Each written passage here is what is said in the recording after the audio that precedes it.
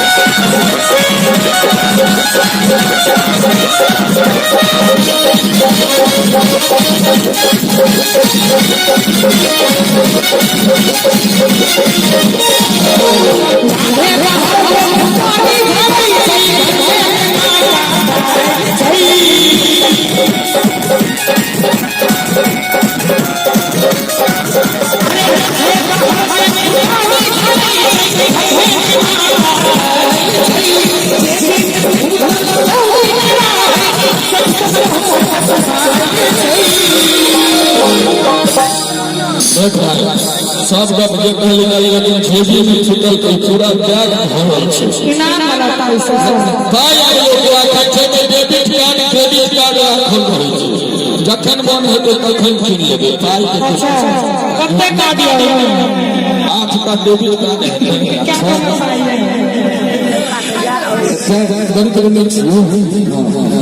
अरे ये बहर में फुटानी झरई छै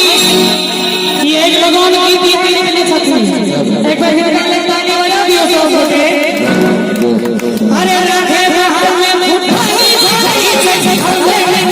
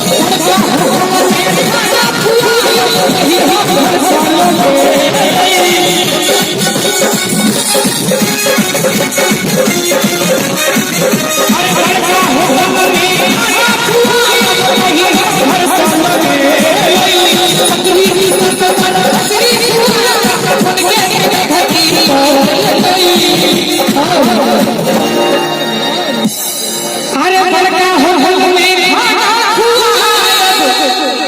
कहीं तो घर सोलो अरे ससुरी दिसुन पर कचरी खुआब मन के गठठी कर गई कन्या के संसारी नहीं वाला राधे भैया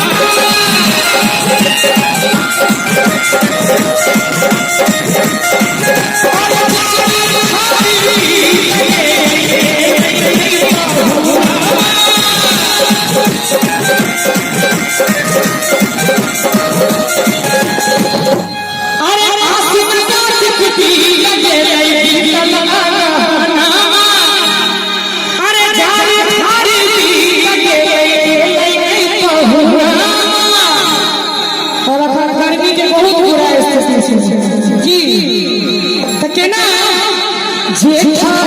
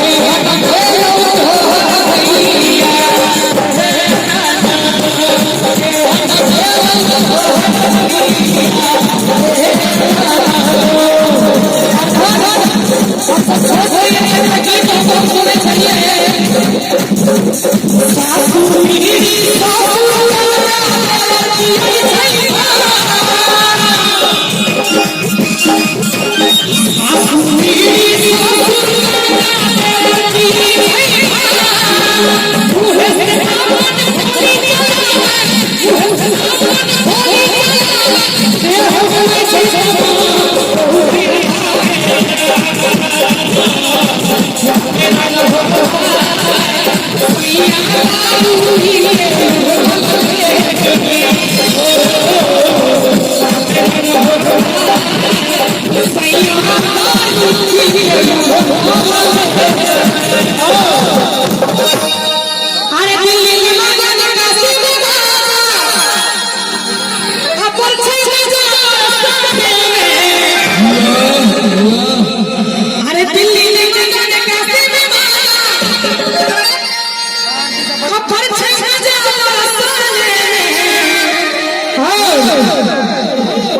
तीन बजे आया बच्चा करी